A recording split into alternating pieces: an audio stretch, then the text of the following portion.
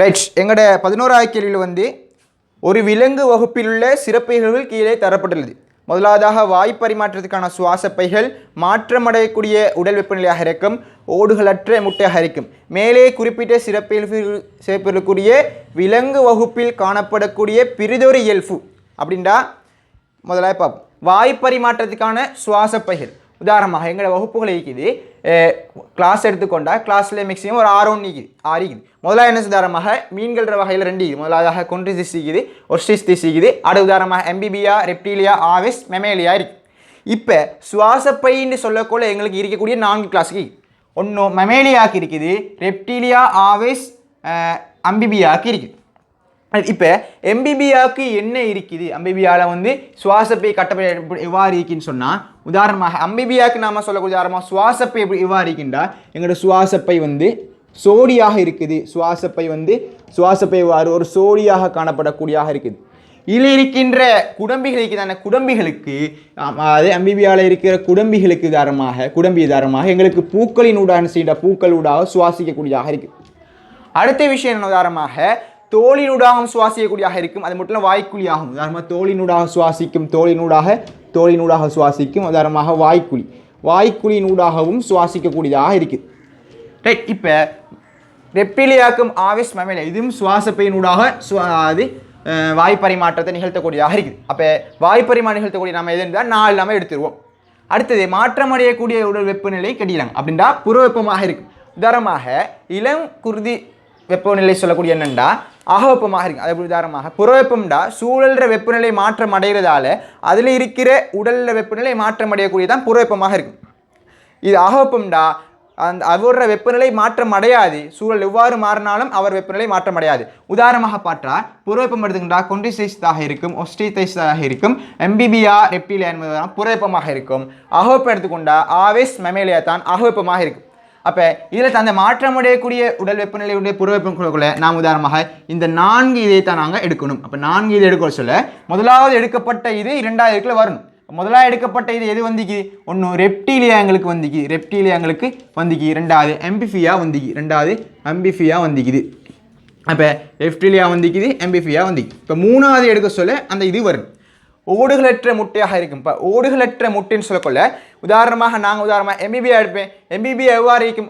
எம்பிபியா வந்து உதாரணமாக தவளைகள் எவ்வாறு, அதாவது நீரில் குளங்களில் இந்த மேற்பகுதியில் உதாரணமாக முட்டைக்கு ஓடுகளற்றதாகி அப்போ இந்த இலிக்கு இந்த முட்டைக்கு உதாரணமாக ஓடுகள் என்ன செய்யணும்? ஓடுகள் ஒரு அற்றதாக இருக்கக்கூடியதாக இருக்கும். அப்போ எதுக்கு இருக்கும்?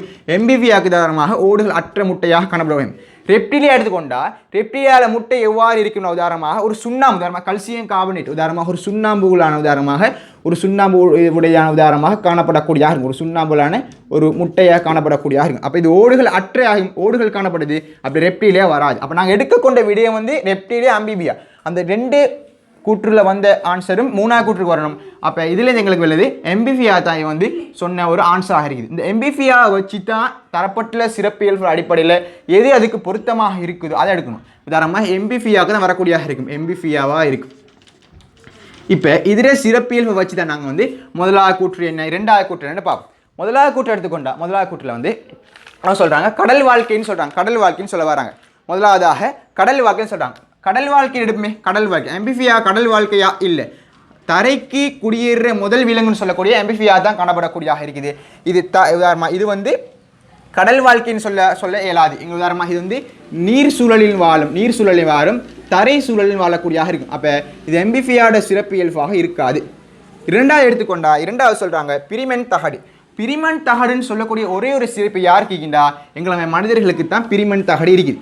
இவருக்கு தான் எங்களுக்கு பிரிமென் தகடு காணப்படக்கூடியதாக இருக்குது. அவை இது எம்பிஃபியாவோட சிறப்பியல்பாக இருக்காது. 3வது எடுத்துக்கொண்டா 3வது 4 இதய அறை, உதாரணமாக 4 இதய அறை எதுக்கு இருக்குது? ஒன்று இருக்கக்கூடிய இது என்னென்னா ஆவேஸுக்கு இருக்குது. அடுத்து உதாரணமாக மெமேலியாவுக்கு இருக்குது. அடுத்து மெமேலியாவுக்கு காணப்படக்கூடியதாக இருக்குது. அப்போ இது வந்து எம்பிஃபியாவோட சிறப்பியல்பாக இருக்காது. 4வது எடுத்துக்கொண்டா 4வது என்னென்னா உதாரணமாக செதில்கள் அற்ற தோள்களாக இருக்கும். இப்போ தவளை எடுத்துக்கொண்டா தவளைக்கு தோல் இருக்குது, அது செதில்கள் இல்லை. அப்போ ஒரு இதுக்கு மிக முக்கியமான சிறப்பியல் சொல்லக்கூடிய செதில்கள் என்ன செய்யா? செதில் ஒரு அற்ற என்ன தோலாக காணப்படக்கூடியதாக இருக்கும், செதுகள் அற்ற தோலாக காணப்படக்கூடியதாக இருக்கும். அந்த கூட்டு சரியாக இருக்குது. எம்பிஃபியோட சிறப்பியல்பாக இருக்கும். இப்போ 5ஆவது எடுத்துக்கொண்டா உதாரணமாக அது வியத்தமடைந்த பற்கள்னு சொல்கிறாங்க. வியத்தமடைந்த பற்கள் இதை அது மெமேலியாவுக்கு தான். மெமேலியாவோட சிறப்பியல்பு உதாரணமாக வியத்தமடைந்த பற்களாக இருக்கும். இப்போ ஆன்சர் எங்களுக்கு 4வது ஆன்சராக இருக்கும். 2வது கேள்வியில் ஃபங்கஸோட இனப்பெருக்கத்தை பற்றி ரைட். ஃபங்கஸ்ட்டை 4 ஃபைலம் வைக்குது. முதலாவதாக உதாரணமாக கிட்ரிட் மைக்கோட்ரா, ஜைக்கோ மைக்கோட்ரா, எஸ்கோ மைக்கோட்டா, பெசிடி மைக்கோட்டா. ரைட். இதில் அதில் அந்த இனப்பெருக்க கட்டமைப்புக்கு தானே அதை பற்றி தந்திக்கிறாங்க. ரைட். முதலாவது கிட்ரிடே மைக்கோட்ரால இனப்பெருக்க கட்டமைப்பு உதாரணமாக இலிங்கமில் முறை இனப்பெருக்கத்தின் மூலம் என்ன செய்யும்டா? உதாரணமாக இலிங்கமில் இனப்பெருக்க மூலம் இயங்கு வித்தி உருவாக்கக்கூடியதாக இருக்கும்.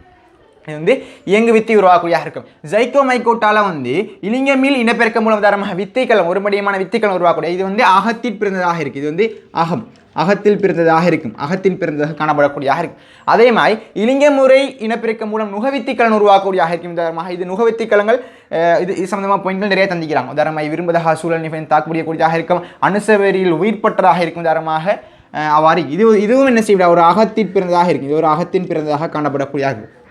அடுத்தது எஸ்கோ வைக்கோட்டால் எடுத்துக்கொண்டா அது இலிங்கமில் இனப்பெருக்க முறை உதாரணமாக தூளியம் உருவாக்கக்கூடிய. இப்போ தூளியம் சொல்லக்கூடிய தூளியம் தாங்கி எனப்படும் விசைட தாங்கியாக இணைக்கக்கூடிய. இது புறத்தில் பிறந்ததாக இது புறத்தில் பிறந்ததாக காணப்படக்கூடிய, புறத்தில் பிறந்த சங்கிலி தொடராக காணப்படக்கூடியன்னு சொல்கிறாங்க. இப்போ தூளியம் தாங்கியாக தாங்கப்பட்டு காணப்படக்கூடிய இருக்கும். இலிங்கமில் இனப்பெருக்கமாக இருக்கும். இலிங்க முறைப்படும் உதாரணமாக கோணி போன்ற ஒரு கட்டமை உருவாகக்கூடிய ஒவ்வொரு கோணிலும் 8 வித்திகள் காணப்படக்கூடியதாக என்று அவங்க சொல்ல வராங்க. இப்போ கோணி வித்தி உருவாகக்கூடியதாக இருக்கும். ரைட். இப்போ பெசிடி மைக்கோட்டா எடுத்துக்கொண்டா பெசிடி மைக்கோட்டால இலிங்கமில் இனப்பெருக்கம் காணப்படாது. இலிங்கமில் இனப்பெருக்கம் இல்லை. இலிங்கமில் இனப்பெருக்கம் காணப்படாது. அதாவது இலிங்க முறை இனப்பெருக்கம் எடுத்துக்கொண்டா அது உதாரணமாக சிற்றடி வித்தி உருவாக்கணும். சிற்றடி வித்திகள் மூலம் மீன் பூவில் என்று சிற்றடி தாங்கப்பட்டு சிற்றடி வித்திகள் உருவாக்கக்கூடியதாக இருக்கும். இதுவும் புறத்தில் பிறந்ததாக காணப்படக்கூடிய. இப்போ தந்தை கேள்வியில் பார்த்தா தந்தை கேள்வி எவ்வாறு தந்திக்கிறான்டா முதல்ல அதை பார்ப்போம். முதலாவது ஆன்சரை வச்சு தான் நம்ம உதாரணமாக ஆன்சரை வச்சு தான் நாங்கள் இந்த கேள்விக்கு ஆன்சர் இல்லாமல் ஆக்கணும். முதலாவது ஆன்சரை பார்ப்போம். உதாரணமாக ABX இருக்கும். இப்போ ஏன்னு சொல்லக்கூடிய உதாரணமாக என்ன கிட்ரிடே மைக்கோட்ரா, பீண்டா நுகவித்திகள். அப்போ கிட்ரிடே மைக்கோட்டாக்கு நுகவித்திகள் வருமா? கிட்ரிடே மைக்கோட்டாக வித்திகள் இயங்கு வித்தா நுகவித்திகள் வராது. அப்போ இந்த முதல்ல ஆன்சர் பிள்ளை.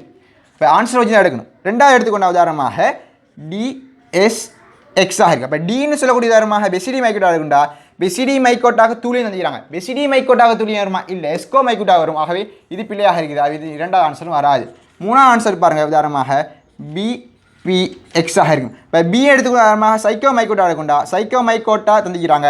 பின்னு சொல்ல உதாரணமாக நுகவித்திகள். அப்போ சைக்கோ மைக்கோட்டாக்கு நுகவித்திகள் சரியாக இருக்குது. அப்போ இது சரியாகுது. எக்ஸ் எடுத்துக்கொண்டா இலிங்கமில் இனப்பெருக்கம் இல்லை, இலிங்க முறை இனப்பெருக்கமாக இது பிழையாக இருக்குது. அப்போ இந்த ஆன்சர் பிழையாக இருக்குது. அது 4வது ஆன்சர் எடுப்போம். உதாரணமாக CQY. இப்போ சி எடுத்துக்கொண்ட உதாரணமாக எஸ்கோ மைக்கோட்டாக இருக்கும். எஸ்கோ மைக்கோட்டா கியூண்டா கோணியாக உருவாக்கணும். கோணி உருவாக்கக்கூடியதாக இருக்குது. எவ்வாறு? இலிங்க முறை இனப்பெருக்கம் மூலம். ஆக இது சரியாக இருக்குது. ஆன்சர் 4வது சரியாக இருக்குது. இப்போ 5வது ஆன்சரை பார்ப்போம். 5வது உதாரணமாக CSY இருக்கும். சின்னு சொல்ல உதாரணமாக எஸ்கோ மைக்கோட்டாக இருக்குது. எஸ்ன்னு சொல்வது தூளியமாக இருக்குது. அப்போ எஸ்கோ மைக்கோட்டாக தூளியம் இருக்குது. இலிங்க மில் இனப்பெருக்கம் சொல்லிக்கிறாங்க. இல்லை, அது இலிங்க மில் இனப்பெருக்கமாக இருக்குது. இங்கே இலிங்க இனப்பெருக்கம் சொல்லிக்கிறாங்க. இது பிழையாக இருக்குது. ஆன்சர் 4வது ஆன்சர் ஆகி. 13வது கேள்வி இருவித்திலை தாவரத்தின் உச்சியில் காணப்படும் பிரியிலைய வளையத்துடன் ஒப்பிடும்போது வேருச்சியில் காணப்படும் பிரியிலைய வளையம், அதாவது இருவித்திலை தாவரத்தில் இருக்கின்ற அங்குருச்சி பிரியிலையத்தை விட வேருச்சி பிரியிலையத்தில் என்ன இருக்குது அதை பற்றி தான் கேட்கிறாங்க. அப்போ நான் கேட்ட கேள்வி இந்த வேருச்சி பிரியிலையம் இதை வச்சு தான் அவங்க கேட்டுக்கிறாங்க. முதல்ல பார்ப்போம். களப்பிரிவின் அணு அவத்தி 2 களங்களை கொண்டுள்ளது. அதாவது அவதானிக்கணும், இந்த பொதுவான பிரியிலைக்கு தானே இந்த பிரியிலையத்துக்கு 3 விடயம் இருக்குது. ஒன்று களப்பிரிவு நடக்கும், களை நீச்சி நடக்கும், களவியத்தை நடக்கும். பிரியிலையத்துக்கு அங்குருச்சி பிரியிலையம் என்றால் என்ன பிரச்சனை இல்லை, வேருச்சி பிரியிலையம் என்றாலும் எங்களுக்கு பிரச்சனை இல்லை. அப்போ 2க்கும் பிரியிலையத்தில் செயற்பாடு 3 நடைபெறக்கூடியதாக இருக்கும். இந்த கூற்று களப்பிரிவு அவத்தை. அப்போ களப்பிரிவு அவத்தை பொதுவாக அணுவத்தி 2 பொதுவாக சொல்ல வராங்க. அப்படின்ட்டு எங்கள் ரிசர்ச் புக்கில் அணுவத்தி 2 தரப்படவில்லை. இப்போ எங்களுக்கு இந்த களப்பிரிவு அவத்தை பொதுவாக 2 இடத்தில் நடைபெறக்கூடிய இருக்குதால கேட்ட கேள்வி வேருச்சி பிரியலத்துக்கு மாத்திரம் தான் கேட்டுக்கிறாங்க. அப்போ இந்த கூற்று பிழையாக இருக்கும். 2வது கூற்றை பார்ப்போம். முதல் வளர்ச்சி வளர்ச்சியை மட்டும் காண்பிக்கும். இப்போ வேருச்சி பிரியிலேருந்து முதல் வளர்ச்சியை மட்டும் காண்பிக்குமா? இப்போ நாங்கள் வேருச்சியில் படத்தை கீறக்கொள்ள எங்களுக்கு உதாரணமாக வேருச்சி படத்தை கீறக்கொள்ள எங்களுக்கு இதாக இது சைட்டில் எவ்வாறு இங்கால வேர்மயிர்கள்லாம் இருக்குது. இப்போ இது வேர்மூடி இங்கால காணப்படக்கூடியதாக இருக்குது. வேர்மூடி இங்கே காணப்படக்கூடியதாக இது வேர்மூடியாக காணப்படக்கூடிய வேர்மூடி. ரைட். இப்போ பாருங்கள், இது முதல் வளர்ச்சி மட்டுமா நடைபெறும்? இல்லை, வேருச்சி பிரியிலத்தில் முதல் வளர்ச்சி உதாரணமாக உள்நோக்கி மட்டுமே உள்நோக்கி வெளிநோக்கி 2 பக்கத்தில் வளர்ச்சி நடைபெறக்கூடியதாக இருக்கும். ஆனால் வெளிநோக்கி வளர்றது வேர்மூடியாக இருக்கும். இது மண்ணினூடாக கீழ் நோக்கி வளரும்போது உராய்வில் ஏற்படும் அந்த பாதகமான விளைவு நிதானமாக வேருச்சி பிரியிலத்தை பாதுகாப்பதற்கு தடுக்கக்கூடியதாக இருக்குது. இப்போ இது முதல் வளர்ச்சி மட்டும் நடைபெறும்னு சொல்ல இயலாது. ஏன்டா துணை வளர்ச்சி உதாரணமாக நடைபெறக்கூடாது. இப்போ களவியத்த வளையத்தில் உதாரணமாக கலநிலையம் என்ன செய்யணும்? உதாரணமாக கலநிலையம். இந்த கலநிலையம் எங்களுக்கு தோற்றுவிக்கும். கலநிலையம் தோற்றுவிக்கப்படும். இந்த கலநிலையம் தோற்றுவிக்கப்படுறதால எங்களுக்கு கால் உரியம் தோற்றுவிக்கப்படும். இதனால் எங்களுக்கு உதாரணமாக முதல் வளர்ச்சி மட்டும் நடைபெறும் நாங்கள் சொல்ல இயலாது. ரைட். 3வது கேள்வி, 3வது ஆன்சர். 3வது பார்ப்போம். இலை முதல்களால் பாதுகாக்கப்பட்டது. இப்போ கேட்டது வேருச்சி பிரியம் தானே. வேருச்சி பிரியம் வேர்மூடியாக பாதுகாக்கப்பட்டிருக்கும். இன்றைக்கு வேர்மூடியாக இருக்கும். இப்போ இந்த ஆன்சர் பிழையாக இருக்கும். 4வது ஆன்சரை பார்ப்போம். 4வது கலனூரிலேயே தோற்றுவிக்கும். சரி, கலனூரிலேயே தோற்றுவிக்கிறது வேருச்சி பிரியில் மட்டும்தான் கலனூரிலேயே தோற்றுவிக்கக்கூடியதாக இருக்குது. 5வது பார்ப்போம். வியத்தமடைந்த களங்களை கொண்டது. வியத்தமடைந்த களங்கள் சொன்னாலே பிழை. கேட்ட பிரியிலே தானே. பிரியது சிறப்பில் வியத்தமடையாத களங்களை கொண்டே தான் பிரியலயமாக இருக்கும். பிரிகை அடையக்கூடியவை தான் பிரியலயமாக இருக்கும். வியத்தமடையாதாக இருக்கும். இந்த கூட்டுப்பிள்ளையாக இருக்கும். ஆன்சர் 4வதாக இருக்கும். ரைட். எங்களோட 14வது கேள்வியில் அந்த ப்ராக்டிக்கல் சம்மந்தமான ஒரு கேள்வி ஒன்று வந்தி. அதாவது ரோஹியா டெனஷியா அந்த மேட்ரோலுக்குரிய வெவ்வேறு இந்த செறிவு கொண்ட இந்த சுக்ரோசு கரைசலில் அமிழ்த்தப்பட்ட இந்த பரிசோதனை தொடர்பாக சரியான ஒரு கூட்டை தெரிவு செய்யணும்னு சொல்லி வந்தி. அதாவது இந்த 14வது கேள்வியில் இந்த ப்ராக்டிக்கலை பற்றி நாங்கள் சின்ன ஒரு ஐடியா ஒன்று எடுக்கணும். இந்த ப்ராக்டிக்கல் என்னென்னு கொஞ்சம் பார்த்துட்டு இந்த கேள்வி கொஞ்சம் வரும். ரைட். இந்த ப்ராக்டிக்கல் என்ன விடயம்டா ஒரு ரோஹியா மேட்ரோலுக்குரியதில் கரையழுத்தம் துணியாத விஷயந்தான் இது. இந்த நம்ம உதாரணமாக என்ன செய்யும்டா ஒரு செறிவுடைய ஒரு கரைசலை தயாரிப்போம். முதலாவது தயாரிக்கப்பட்டு என்ன செய்யும்டா ஒரு ஒளிநுணு காட்டின முன்னிலையில் நாங்கள் என்ன செய்யும்டா முதலுரு சுருங்கிய களம் அல்லது முதலுரு வீங்கிய களம் முதலுரு சுருக்க தொடக்க நிலையிലേക്ക് அந்த ரோஹியா மேற்றுக்குரிய அந்த களங்களை வேறுபடுத்துவோம்.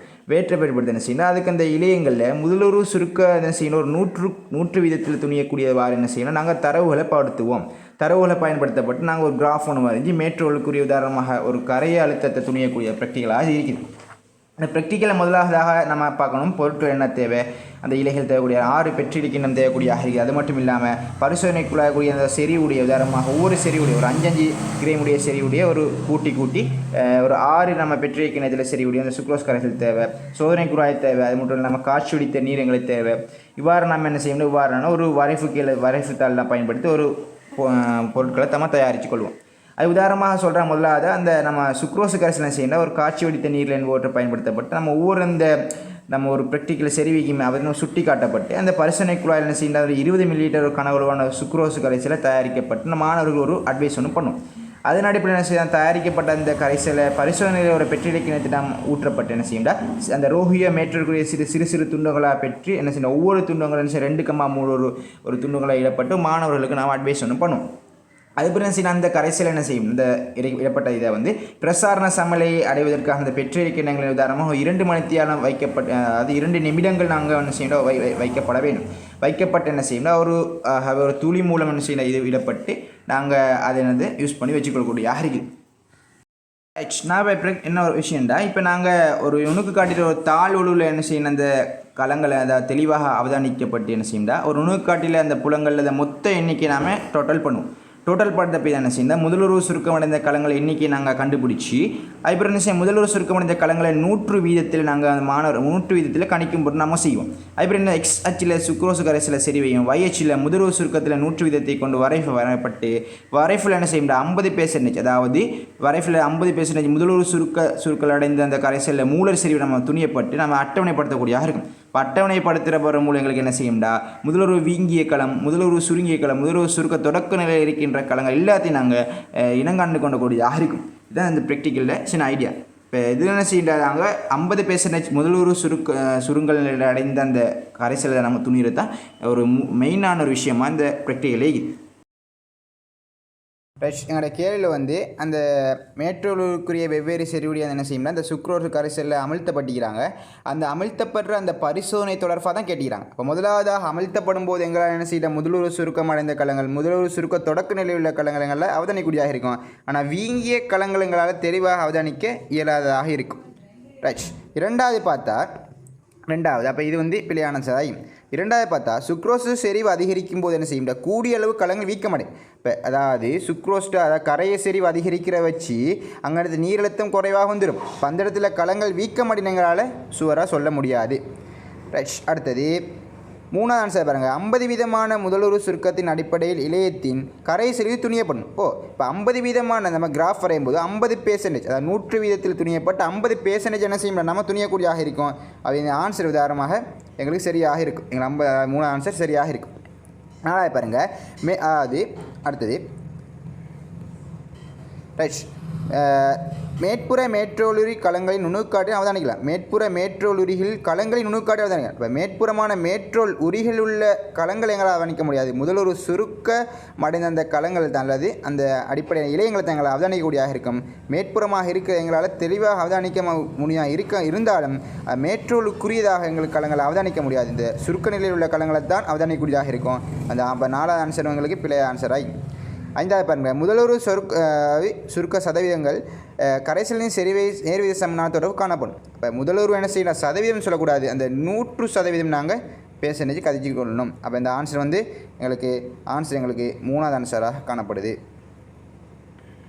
15வது கேள்வி பார்ப்போம். 15வது கேள்வியில் எங்களுக்கு வந்துக்குது, அதாவது கலன்கூறு அல்லது கலன் மூலகங்களுக்கும் அந்த குலட்போல்களுக்கும் இடையிலான ஒரு வேறுபாடு தானே, அந்த வேறுபாடு இடையில் காணப்படுகின்ற ஒரு கேள்வியை வச்சு வந்துக்கு யூனிட் 4 மிகவும் ஒரு இலகுவான கேள்வியாக இருக்குது. ஃபைனல்லையும் தொடர்ந்து வந்து கொண்டு இருக்குது. ரைட் பாப். அந்த கலன்கூறுகள்னு சொல்வது உதாரணமாக இது வந்து எதில் இருக்கின்றா, அங்கே ஸ்பேம்களையும் சில ஜிம்மெஸ்பேம்களையும் மாற்றிதான் கலன்கூறுகள் காணப்படக்கூடியதாக இருக்கும். ஆனால் அந்த குலட்போலின்னு சொல்லக்கூடிய உதாரணமாக அனைத்து கலன் தாவரங்களிலும் காணப்படக்கூடியதாக இருக்குது ஒரு விஷயம். ரெண்டாவது விடயம் பார்த்தா இது என்ன செய்யணும், இது குறுகியதாக இருக்கும், ஒரு அகன்றதாக இருக்கும், ஒரு நீண்ட ஒரு உருளை வடிவமாக காணப்படக்கூடியதாக இருக்குது. அது எப்படின்னா இருமுனை கூம்பியதாக ஒரு மெல்லிய அந்த வடிவு காணப்படக்கூடியதாக இருக்குது. இது மெல்லிய சுவர் உடையதாக இருக்குது. ஆனால் குலட்போலியை விட மிகவும் மெல்லிய சுவரை உடையதாக என்ன செய்யும்னா இந்த கலன்கூறுகள் காணப்படக்கூடியதாக இருக்குது. இது 2 பேருக்கு உதாரணமாக துணை சுவரில் காணப்படக்கூடியதாக இருக்குது. துணை சுவர் லிக்னினால் தடிப்படைந்து காணப்படக்கூடியதாக இருக்கும். இது என்ன செய்யும், நீர் கொண்டு செல்ல ஏற்படும் இந்த உடைவை தடிப்பதற்கு உதாரணமாக இந்த அநேகமான இந்த துணை சுவர் என்ன செய்யும் லிக்னினால் தடிப்படைந்து காணப்படக்கூடியதாக இருக்கும். இந்த துணை அதாவது இந்த கலன்கூறுகள் எவ்வாறு இருக்கின்றா, இந்த கலன்கூறுகள் உதாரணமாக துளைத்தட்டுகள் உதாரணமாக முனைக்கு முனை ஒழுங்கமைக்கப்பட்டு இந்த காட்கலனை உருவாக்கக்கூடியதாக இருக்கும். இந்த துளைத்தட்டின் ஊடாக நீர் என்ன செய்யும் சுயாதீனமாக போகக்கூடியதாக இருக்கும். ஆனால் இந்த குலட்பொலி எவ்வாறு இருக்கும்டா, இது என்ன செய்யும் உதாரணமாக இவற்றை குலட்பொலி இடையிடையே குழிகள் காணப்படக்கூடியதாக இருக்கும். அந்த குழிகளில் இடையில் எவ்வாறு இருக்கும்டா, அந்த குழிகள் இடையே குலட்பொலி எடுத்துக்கொண்டா இந்த குலட்பொலி இடையே உதாரணமாக இவ்வாறு குழிகள் இருக்கு. இந்த குழிகள் இடையே என்ன செய்த குழிகள் இடையே நீர் என்ன செய்யும் சுயாதீனமாக இந்த நீர்கள் சுயாதீனமாக எங்களுக்கு பாயக்கூடியதாக இருக்கும். எங்களோட கேள்வி எங்களோட கேள்வியில் முதல்ல என்ன சொல்லிக்கிறாங்கண்டா, கலன்கூறு தந்திக்கிறாங்க, அங்கே தான் குலட்பொலி தந்திக்கிறாங்க. இப்போ வழியாக பாருங்கள், ஏதாவது ஒரு பக்கம் மட்டும் நீங்கள் பாருங்கள். ரைட். இப்போ முதலாவது தந்திக்கிறாங்க என்ன செய்யும்டா, எங்களோட கலன்கூறு என்ன செய்யும்டா தடித்த சுவரை உடையன்னு சொல்லிக்கிறாங்க. இந்த கலன்கூறுன்னு சொல்லக்கூடிய என்ன செய்யும்டா குலட்போலியை விட மிகவும் மெல்லியதாக இருக்கும். எப்படி மிகவும் மெல்லிய சுவரை உடையதாக இருக்கும், மிகவும் மெல்லிய சுவராக இருக்கும். ஆனால் அந்த கூற்றில் தந்திக்கிறாங்க தடித்த சுவர்னு சொல்லிக்கிறாங்க. ஆக இந்த முதலாவது கூற்று பிழையாக இருக்கும். ஒரு ஆன்சரை பார்த்துட்டு அப்படி வெட்டுங்க. அப்படி தான் எம்சிக்கு ஆன்சரில் லேச இலவான ஒரு நேரத்தில் செய்யக்கூடியதாக இருக்கும் உங்களுக்கு. ரெண்டாவது பார்த்தா அங்கீஸ்பெங்களில் மட்டும் காணப்படும் சொல்லிக்கிறாங்க. இல்லை, இது அங்கீஸ்பெங்களிலும் இந்த சில ஜிம்மெஸ்பெங்களிலும் காணப்படக்கூடியதாக இருக்குது. அவை 2வது கூற்றும் பிழையாக இருக்குது. 3வது கூற்றை பார்ப்போம். எங்களுக்கு கூம்பியை முனையுடையாக கொண்டதாக இருக்கும், அங்கால உருளை வடிவம் சொல்லிக்கிறாங்க. அப்போ அந்த டிரெக்ஷனை மாற்றி தந்திக்கிறாங்க. இப்போ கலன்கூறு என்ன செய்யும்டா உருளை வடிவமாக இருக்கும், இதுதான் உருளை வடிவமாக இருக்கும். இதுதான் என்ன செய்யும்டா இருமுனை என்ன செய்யும்டா இருமுனை கூம்பியாக இருக்கும், இருமுனை கூம்பியதாக இருக்கும். அப்போ இந்த கூற்றும் பிழை. 4வது கூற்றை பார்ப்போம். ஏன் தந்திக்கிறாங்கண்டா துணை சுவரில் லிக்னியில் காணப்படும். படியாக பார்க்கணும். 2ம் என்ன செய்யும்டா துணை சுவர்கள் லிக்னினால் தடிப்படைந்து காணப்படக்கூடியதாக இருக்கும். இப்போ இது செய்ய தந்து போட்டு இது வந்து தடிப்படைந்து காணப்படுறது இல்லைன்னு தந்திக்கிறாங்க. 2ம் தடிப்படைந்து காணப்படும். ஆகவே இது 4வது கூற்று பிழை. 5வது கூற்றை பார்ப்போம்.